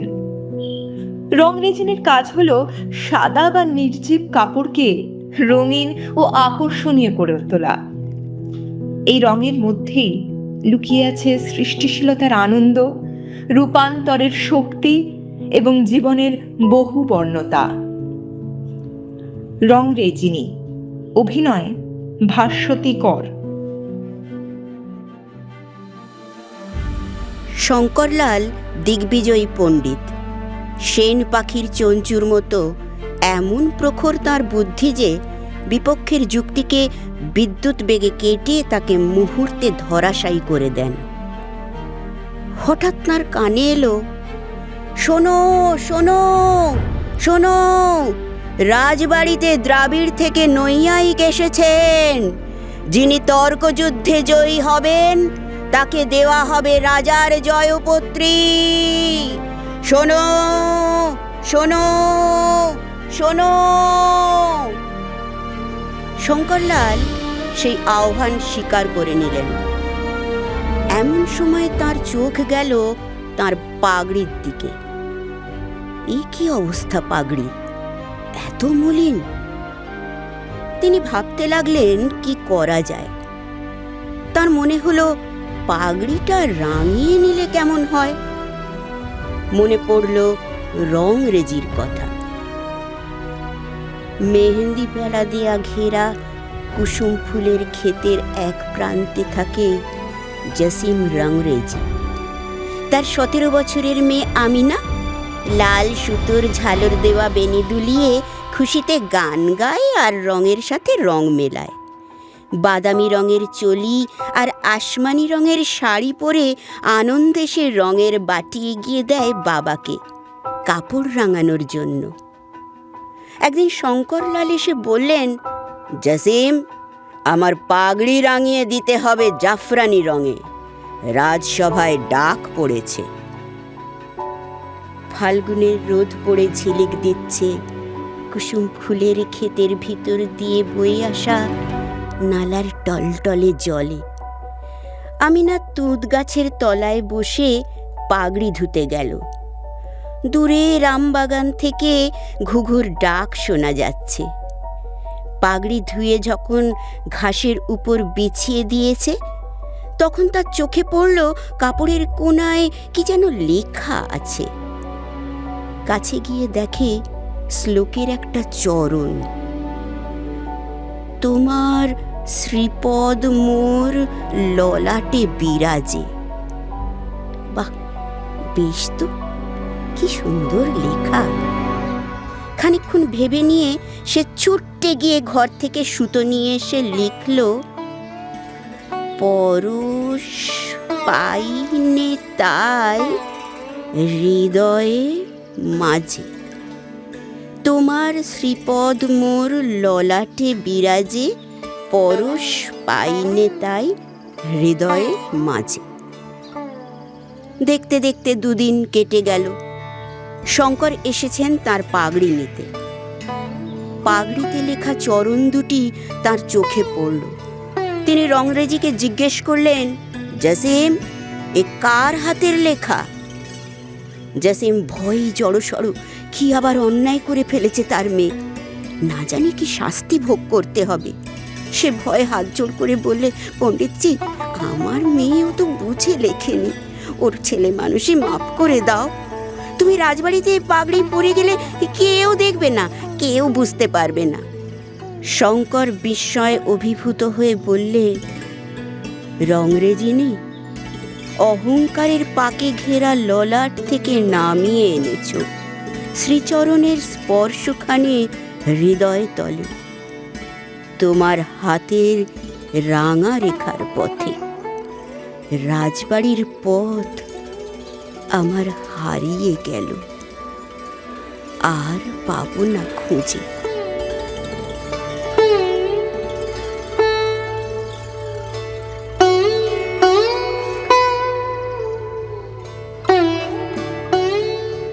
সাধারণ মেয়ে। সাধারণ মেয়ে কবিতায় মানবিক মর্যাদা, নারীর আত্মসম্মান এবং স্বীকৃতির আকাঙ্ক্ষা গভীরভাবে প্রতিফলিত হয়েছে। সার্বিকভাবে এটি এক সাধারণ নারীর হৃদয়ের নীরব আরতি ও আত্মপরিচয়ের সন্ধানের কাব্যিক প্রকাশ। সাধারণ মেয়ে, অভিনয়ে উর্মি পাল। আমি অন্তঃপুরের মেয়ে, তোমরা চিনবে না আমাকে। শরৎবাবু, তোমার শেষ গল্পের বইটি, ওই যে বাসি ফুলের মালা, আমি পড়েছি। তোমার নায়িকা এলোকেশীর মরণ দশা ধরেছিল ৩৫ বছর বয়সে। ২৫ বছর বয়সের সঙ্গে ওর ছিল বিষম রেশারেশি। তবে দেখলেম তুমি মহোদাশয় বটে, জিতিয়ে দিলে তাকে। এবার নিজের কথা একটু বলি। তখন বয়স ছিল আমার অল্প। ওই কিশোরী বয়সে একজনের মন ছুঁয়েছিল আমার কাঁচা বয়সের মায়া। তাই জেনে পুলক লাগতো আমার দেহে। ভুলেই গিয়েছিলেন যে আমি একজন সাধারণ মেয়ে। আমার মতো এমন আছে হাজার হাজার মেয়ে, অল্প বয়সের মন্ত্র যাদের যৌবনে। তোমাকে দোহাই, একটি সাধারণ মেয়ের গল্প লেখো, যার বড় দুঃখ। তারও স্বভাবের গভীরে অসাধারণ যদি কিছু লুকিয়ে থাকে কোথাও, তাহলে কেমন করে প্রমাণ করবে সে? এমন কজন মানুষ আছে যারা তা বুঝতে পারে? কাঁচা বয়সে জাদু লাগে ওদের চোখে, মন যায় না সত্যের খোঁজে। আমরা বিকিয়ে যাই মরীচিকার দামে। কথাটা কেন উঠল এবার তা বলি। মনে করো, তার নাম ছিল নরেশ। সে একদিন বলেছিল, কেউ তার চোখে পড়েনি আমার মতো।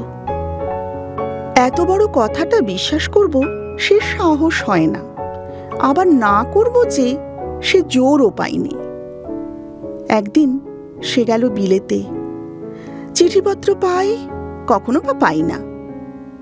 মনে মনে ভাবি, রাম রাম, এত মেয়েও আছে সে দেশে, এত তাদের ঠেলাঠেলি ভিড়, তারা কি সবাই অসামান্য?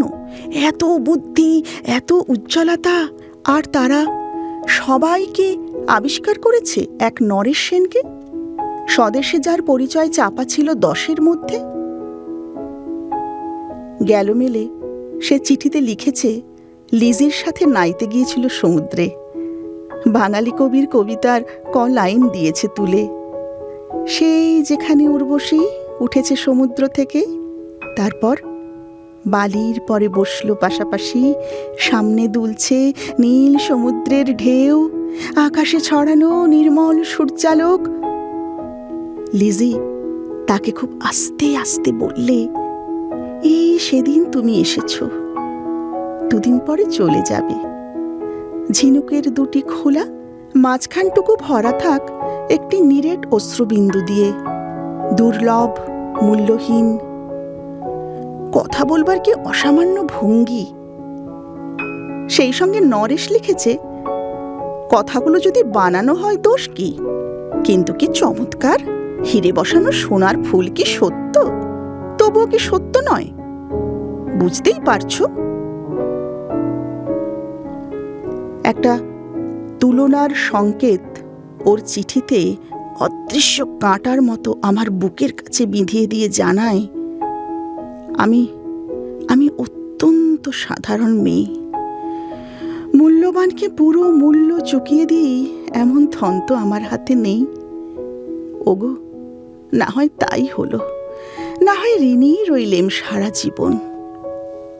পায়ে পড়ি তোমার, একটা গল্প লেখো তুমি শরৎবাবু, নিতান্ত সাধারণ মেয়ের একটা গল্প, যে দুর্ভাগিনীকে দূরের থেকে পাল্লা দিতে হয় অন্তত 5-7 জন অসামান্যার সঙ্গে, অর্থাৎ সপ্তরথিনীর মার। বুঝে নিয়েছি আমাদের কপাল ভেঙেছে, হার হয়েছে আমার, কিন্তু তুমি যার কথা লিখবে তাকে জিতিয়ে দিও আমার হয়ে। পড়তে পড়তে বুক যেন ফুলে ওঠে, ফুলচন্দন পড়ুক তোমার কলমের মুখে। তার নাম দিও মালতী, ওই নামটা আমার। এমন অনেক মালতী আছে বাংলাদেশে, তারা সবাই সামান্য মেয়ে। তারা ফরাসি জার্মান জানে না, শুধু শুধু কাঁদতে জানে। কি করে জিতিয়ে দেবে? উচ্চ তোমার মন, তোমার লেখনী মহীয়সী। তুমি হয়তো ওকে নিয়ে চলে যাবে ত্যাগের পথে, দুঃখের চরমে শকুন্তলার মতো। দয়া করো আমাকে, নেমে এসো আমার সমতলে।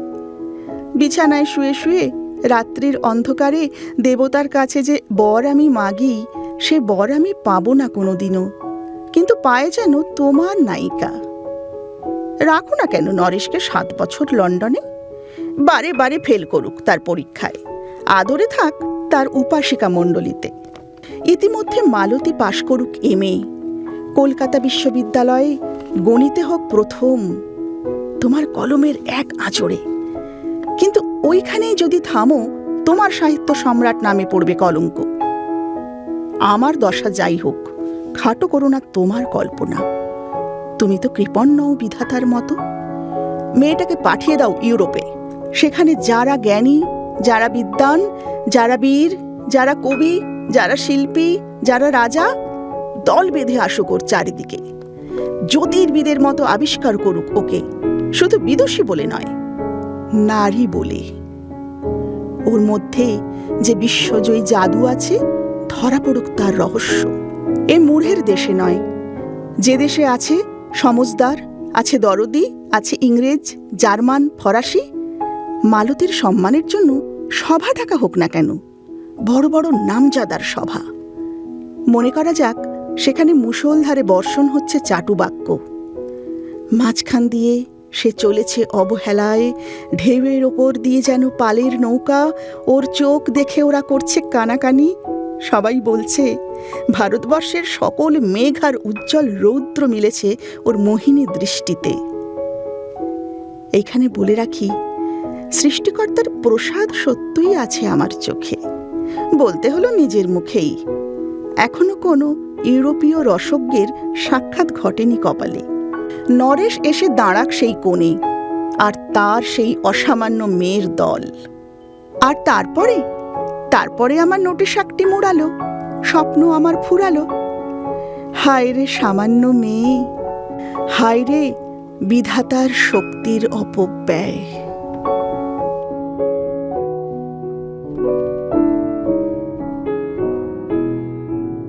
শেষ চিঠি। শেষ চিঠি কবিতাটি মূলত বিদায় ও বিচ্ছেদের আবেগকে কেন্দ্র করে রচিত। এখানে এক অন্তরঙ্গ সম্পর্কের শেষ মুহূর্তের অনুভূতি চিঠির আকারে প্রকাশিত হয়েছে। কবিতায় রয়েছে বেদনা মিশ্রিত শান্ত স্বীকারোক্তি। ভালোবাসা থাকলেও সব সম্পর্ক চিরস্থায়ী হয় না। শেষ চিঠি, অভিনয়ে সোমা মুখার্জি। মনে হচ্ছে শূন্য বাড়িটা অপ্রসন্ন। অপরাধ হয়েছে আমার, তাই আছে মুখ ফিরিয়ে। ঘরে ঘরে ঘুরে বেড়াই, আমার কোনো জায়গা নেই। হাঁপিয়ে বেরিয়ে চলে আসি। এ বাড়িটা ভাড়া দিয়ে চলে যাব দেরাদুনে। বহুদিন ঢুকতে পারিনি অমনির ঘরে, যেন মোচড় দিত বুকে। ভাড়াটে আসবে, ঘর দিতেই হবে সাফ করে, তাই আজ ঘরের তালা খুললেম। ঘরে ঢুকেই দেখি একজোড়া আগ্রার জুতো, চুল বাঁধবার চিরুনি, তেল, এসেন্সের শিশি। সেলফে তার পড়বার বই, ছোট হারমোনিয়াম, একটা অ্যালবাম। ছবি কেটে কেটে জুড়েছে তার পাতায়। আলনায় রাখা আছে তোয়ালে, জামা, খদ্দরের শাড়ি। ছোট কাচের আলমারিতে নানা রকমের পুতুল, শিশি, পাউডারের খালি কৌটো। চুপ করে বসে রইলাম চৌকিতে, টেবিলের সামনে। দেখি সেই লাল চামড়ার বাক্স, যেটা সঙ্গে করে নিয়ে যেত স্কুলে। তার থেকে একটা খাতা তুলে নিলাম, আঁক কষবার খাতা। ভিতর থেকে পড়ে গেল একটি আখোলা চিঠি, আমারই ঠিকানা লেখা অমলির কাঁচা হাতের অক্ষরে। শুনেছি ডুবে মরবার সময় অতীতকালের সব ছবি এক মুহূর্তে দেখা দেয় নিবিড় হয়ে। চিঠিখানি হাতে নিয়ে তেমনই পড়ল মনে, এক নিমেষে অনেক কথা। অমলার মা যখন মারা গেলেন তখন ওর বয়স ছিল 7। কেমন একটা ভয় লাগলো মনে, ও বুঝি বেশি দিন বাঁচবে না। কেননা বড় করুণ ছিল ওর মুখ, যেন অকাল বিচ্ছেদের ছায়া। ভাবি কাল যেন উল্টে এসে পড়েছিল ওর বড় বড় দুটো কালো চোখের ওপরে। ওকে সঙ্গ ছাড়া করি এমন সাহস ছিল না আমার। কাজ করছি অফিসে বসে, মনে হতো অমলি ঠিক আছে তো, ওর কোনো বিপদ। বাকিপুর থেকে মাসি এলো ছুটিতে, বলল মেয়ের পড়াশোনা হলো মাটি, মুখ্য মেয়ের বোঝা কে বইবে আজকালকার দিনে। শুনে লজ্জা পেলাম, বললাম ঠিক আছে, কালই ভর্তি করে দেব বেথুন স্কুলে। স্কুলে তো গেল, কিন্তু পড়ার দিনের চেয়ে ছুটির দিনই বেড়ে যাচ্ছে। কতদিন অমনি এসে ফিরে যাচ্ছে স্কুলের বাস। বাপেরও যে যোগ ছিল সে চক্রান্তে। ফিরে বছর মাসি আবার এলো, বললে এভাবে চলবে না, ওকে নিয়ে যাব সঙ্গে করে, বেনারসে স্কুলে দেব, বোর্ডিংয়ে পড়াবো। বাপের স্নেহ থেকে বাঁচাবোই বাঁচাবো। চলে গেল মাসির সঙ্গে। যেতে দিলেন বলে বুক ভরে নিয়ে গেল অশ্রুহীন অভিমান। আমিও বেরিয়ে পড়লাম তীর্থযাত্রায় বদ্রীনাথের পথে, নিজের কাছ থেকেই পালাবার ঝোঁকে। 4 মাস কোনো খবর নেই। ভাবলাম গুরুর কৃপায় গ্রন্থি বুঝি আলগা হয়েছে। মেয়েকে মনে মনে সঁপে দিলেন দেবতার হাতে। বুক থেকে নেমে গেল সব বোঝা। ফিরে এলাম 4 মাস পরে। ছুটলাম কাশিতে অমলিকে দেখতে। পথের মধ্যেই পেলেন চিঠি। কি আর বলবো, দেবতাই তাকে নিয়েছে। থাক, সেসব কথা থাক। অমলার ঘরে বসে সেই আখোলা চিঠি খুলে দেখি তাতে লেখা, তোমাকে দেখতে বড্ড ইচ্ছে করছে, আর কিছুই নেই।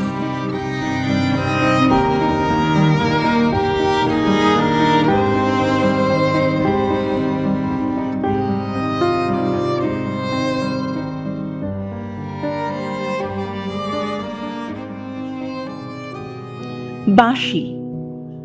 এই কবিতায় বাঁশি কেবল একটি বাদ্যযন্ত্র নয়, এটি ডাকে, আকর্ষণে এবং অন্তরের অদৃশ্য টানের প্রতীক। বাঁশির সুর মানুষের হৃদয়ে এক অজানা আকাঙ্ক্ষা এবং অস্থিরতা জাগায়। সেই সুর যেন দূর থেকে আহ্বান জানায়, কখনো প্রেমের, কখনো মুক্তির, কখনো অজানা পথের যাত্রার। বাঁশি, অভিনয় অধিজা ঘোষ। কিনুগোয়ালার গলির এক দোতলা বাড়ি। পথের ধারেই লোহার গড়াত দেওয়া একতলা ঘর। লোনা ধরা দেওয়ালে মাঝে মাঝে বালি ধসে গেছে, মাঝে মাঝে শ্যাতা পড়া দাগ দেখা যায়। দরজার পরে মার্কিন থানের মার্কা সিদ্ধিদাতা গণেশের একখানা ছবি আঁটা আছে। লেখক ছাড়াও সে ঘরে আর একটি জীব একই ভাড়াতেই থাকে, সে এক টিকটিকি। লেখকের সঙ্গে তার তফাৎ শুধু একটি, টিকটিকির অন্যের অভাব নেই যা লেখকের আছে। সে এক সদাগরী আপিসের কনিষ্ঠ কেরানি, বেতন মাত্র 25 টাকা। দত্তদের ছেলেকে পড়ায় এবং তাদের বাড়িতেই খাওয়া পায়। সন্ধেটা শিয়ালদা স্টেশনে কাটায়, তাতে ঘরে আলো জ্বালানোর খরচাটা বাঁচে। স্টেশনের বিভিন্ন দৃশ্য দেখতে দেখতে ও শব্দ শুনতে শুনতেই তার সন্ধেটা কেটে যায়। ইঞ্জিনের ধস ধস শব্দ, বাঁশির আওয়াজ, কুলির হাঁকাহাঁকি এসব শুনতে এবং দেখতেই রাত 10:30 বেজে যায়। তারপর সে তার নির্জন, নিরালা, নিশ্চুপ অন্ধকার ঘরে ফেরে। ধলেশ্বরী নদীর তীরের একটি গ্রামে লেখকের পিসির বাড়ি। পিসির দেওরের মেয়ের সাথে লেখকের বিয়ে ঠিক হয়েছিল, লগ্নও ছিল শুভ, কিন্তু বিয়েটা না করে লেখক পালিয়ে এলো। এরম ধারা মানুষকে বিয়ে করার থেকে পাত্রী রক্ষা পেলেও লেখক একই রকম নির্বিকার। মেয়েটি লেখকের ঘরে এলো না বটে, কিন্তু লেখকের মনে তার স্মৃতির আসা যাওয়া নিত্য। কপালে সিঁদুর, পরনে ঢাকাই শাড়ি। ঘন ঘোর বর্ষাকাল আগত, লেখককে ট্রামে করে আপিস যেতে হয়, ফলে যাতায়াত খরচা বাড়ে। মাঝে মধ্যে প্রবল বৃষ্টির কারণে আপিসে অনুপস্থিতি ঘটে, আর তার জন্য মাইনেও কাটা যায়। কিনু গোয়ালার গলির কোণে কোণে জমে ওঠে নোংরা জল, পচা আমের খোসা ও আটি, কাঁঠালের ভুতি, মাছের কানকো, মরা বেড়ালের ছানা, ছাইপাশ আরো কত কি। লেখকের ছাতার অবস্থাও তথৈবচ। সেটি বহু ছিদ্রে ভরা, অনেক জরিমানা দেওয়া তার মাইনের মতোই। আপিসের সাজ অবশ্য তাতে কমে না। গোপীকান্ত গোসাইয়ের মনটা যেমন সদা রসসিক্ত থাকে, আপিসও তেমনই রমরমা। শুধু এক ঘন কালো বাদলের ছায়া ঝুঁকে থাকে লেখকের নিঝুম স্যাঁতস্যাঁতে ঘরটাতে, কলে পড়া জন্তুর মতো অসাড়ে পড়ে থাকে। দিনে রাতে সব সময় লেখকের মনে হয় যেন সে কোনো আধমরা জগতের সঙ্গে আষ্টে পৃষ্ঠে বাধা পড়ে আছে। গলির মোড়েই কান্তবাবুর বাড়ি। তার চুল লম্বা ও যত্নে পাট করা, বড় বড় চোখের কান্তবাবুর মেজাজ শৌখিন। তার শখ কর্নেট বাজানো। মাঝে মধ্যে গলির বিভৎস বাতাসে তার সুর জেগে ওঠে। তার কোনো সময় নেই, কখনো গভীর রাতে, কখনো ভোরবেলার আলো আধারিতে, আবার কখনো বিকেলের ঝিকিমিকি আলো ছায়ায়। হঠাৎ এক সন্ধ্যায় কান্তবাবু কর্নেটে সিন্ধু বারোয়ার তান বাজিয়ে ওঠেন। সে সুরের মূর্ছনা সমস্ত আকাশে বাতাসে ছড়িয়ে পড়ে এবং লেখকের বহু কালের পুরনো সেই বিরহ বেদনা জেগে ওঠে। গলির ধারের তার এক চিলতে ঘরটিতে মুহূর্তেই তার দুর্বিষহ মনে হয় এবং মাতালের প্রলাপের মতো সে বলতে থাকে যে কিনু গোয়ালার গলির অস্তিত্ব মিথ্যে। সহসা তার মনের গভীরে, তার অন্তরের অন্তঃস্থলে লেখক উপলব্ধি করতে পারে যে আকবর বাদশার সঙ্গে হরিপদ কেরানির কোনো পার্থক্য বা ভেদ নেই। কান্তবাবুর কর্নেটের করুণ সুর ধরে লেখকের ছেঁড়া ছিদ্রযুক্ত ছাতা চলে এক অনন্তের দিকে, যেখানে কোনো কুণ্ঠা নেই, দারিদ্র্যের লজ্জা বা হতাশা কিছুই নেই। গোধূলি লগ্নের এ গান সত্য ও সার্বজনীন, সর্বত্রই যেন তার অস্তিত্ব। অনন্তের সঙ্গে মিলেমিশে একাকার।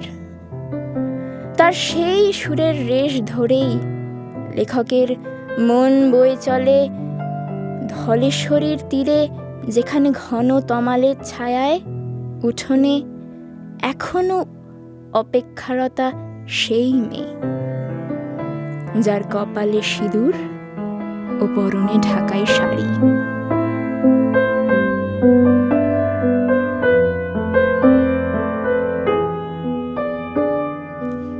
নাটক। এই কবিতায় রবীন্দ্রনাথ জীবনকে এক নাটকের সঙ্গে তুলনা করেছেন। মানুষ এখানে যেন অভিনেতা, নানা চরিত্র, মুখোশ ও ভূমিকায় নিজেকে প্রকাশ করে। সমাজের নিয়ম, দায়িত্ব ও সম্পর্কের চাপে মানুষ প্রায়ই নিজের প্রকৃত সত্তাকে আড়াল করে রাখে এবং নির্দিষ্ট চরিত্র অনুযায়ী অভিনয় করে চলে। নাটক, অভিনয় দেবযানী রায়চৌধুরী।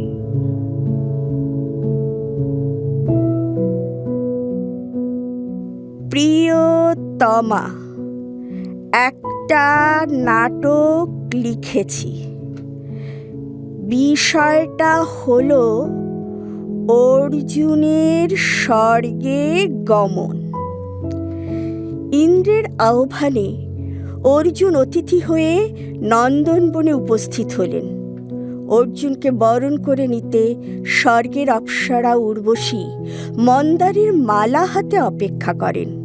অর্জুন যখনই স্বর্গে পা রাখেন, উর্বশী মালা দিয়ে বরণ করতে উদ্যত হলে অর্জুন বলে ওঠেন, দেবী, তুমি দেবলোকবাসিনী, তোমার মহিমা অতি সম্পূর্ণ, তোমার মাধুরী অনিন্দিত, তোমাকে জানাই আমার প্রণতি। তোমার মালা দেবতার সেবার জন্য, আমি অতি সামান্য নর।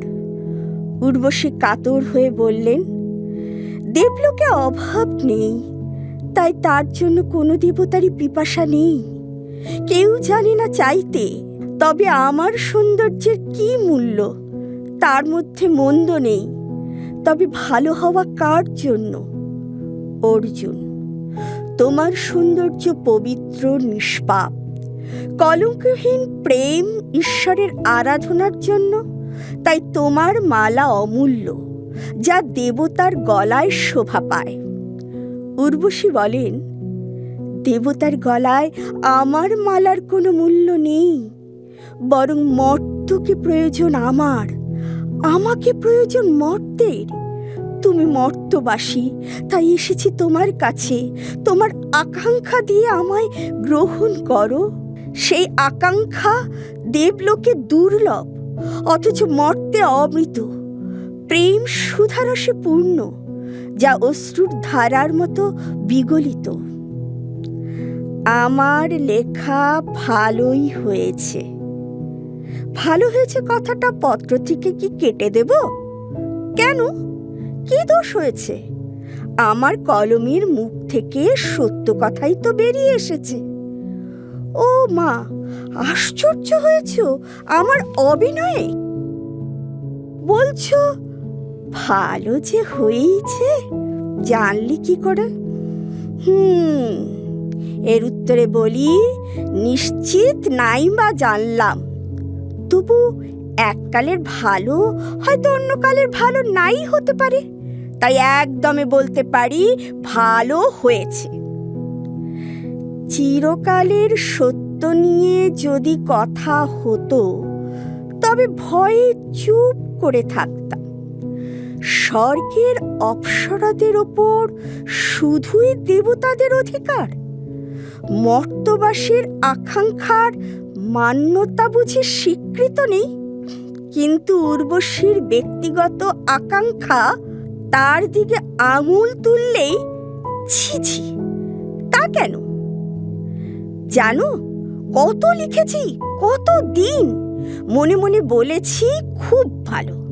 পরম শত্রুর নামে যদি আজ সেগুলো চালাতে পারতাম, তবে খুশি হতাম। হয়তো এ লেখারও একদিন সেই দশাই হবে। সেই জন্যই দোহাই তোমার, অসংকোচে বলতে দাও, আজকের মতো এ লেখা ভালো হয়েছে।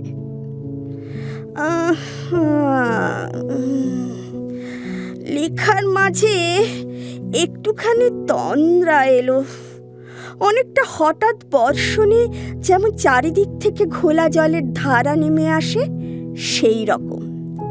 তবু তারই মধ্যে কলম চলছে ঝেঁকে ঝেঁকে, টলমল করে, যেন মদ খেয়ে নাচছে। না, কুয়াশার ভেতর দিয়ে জাহাজ যেমন ধীরে চলে, যন্ত্র থামে না, তেমনি এবার চিঠির শেষের পথে এগোতে হবে। যে বিষয়টা বলছিলাম, বন্ধুদের ফরমায়েশে আমাকে নাটক লিখতে হবে, তাও আবার অমিত্রাক্ষর ছন্দে ভাষা হওয়া চাই। তাই গদ্যে লিখেছি, যেন সাহিত্যের আদি যুগের সৃষ্টি পদ্য। তাই সে কুল কিনারাহীন সমুদ্র, তার কলকলল্লে ছন্দ তরঙ্গে বৈচিত্র্য রয়েছে। গদ্য তো এই সেদিন এলো, বাধা ছন্দের বাইরে আসর জমালো। তার আঙিনাতে সুশ্রী কুশ্রী ভালো মন্দের খুব ঠেলাঠেলি, ছেঁড়া কাঁথা আর শাল দোশালা জড়িয়ে মিশিয়ে এলো, আর সুরে বেসুরে ঝনাঝন ঝংকার তুলে এলো। গদ্য শব্দ, বাক্য, কথা, গাম্ভীর্যের মহাদেশ। গর্জনে, গানে, তাণ্ডবে, তরল তালে সে সাহিত্যের আকাশে সবে পাখা মেলেছে। কখনো অগ্নি নিঃশ্বাস, তো কখনো জলপ্রপাত, কোথাও বা সমতল, কোথাও অসমতল, আবার কোথাও বা দুর্গম অরণ্য, কোথাও খা খা মরুভূমি। একে যে বশ করবে তার চাই রাজপ্রতাপ। এর নানা ধারা, ভিন্ন ভিন্ন চলন, পতন বাঁচিয়ে গতি অবগতি শিখে চলতে হবে। বাইরে থেকে স্রোতের বেগে ভাসে না, বরং অন্তরে জাগিয়ে রাখতে হয় গুরু লঘু ছন্দ নানা ভঙ্গিমায়। বুঝেছ? এ বড় শক্ত কাজ। আধুনিক যুগের বাহন সেই গদ্যে নাটক লেখা রীতিমতো নতুনের সাথে খাপ খাইয়ে নেওয়ার লড়াই। এতে চিরন্তন নীরবতা থাকলেও চলতি কলের পথে এগোনোর চঞ্চলতা ও জীবনের প্রবহমানতা, আর রয়েছে নতুন যুগের ইশারা। সেই ইশারায় সাড়া দিতে হবে বই কি। আজ থাক, তোমাকে মনের কথা না বললে হালকা হতাম না। তুমি আমার কাছের মানুষ। চলতিকালের পথে নতুন পদক্ষেপ আমাকে উজ্জীবিত করে রেখেছে। তুমি সেই লড়াইয়ের প্রথম সাক্ষী। নতুনকে সাদরে গ্রহণ করে এগিয়ে যাবার মন্ত্র পেয়েছি। তোমার শুভেচ্ছা ও ভালোবাসা আমার পাথেয়। সাহস দিও, ভালো থেকো। ইতি।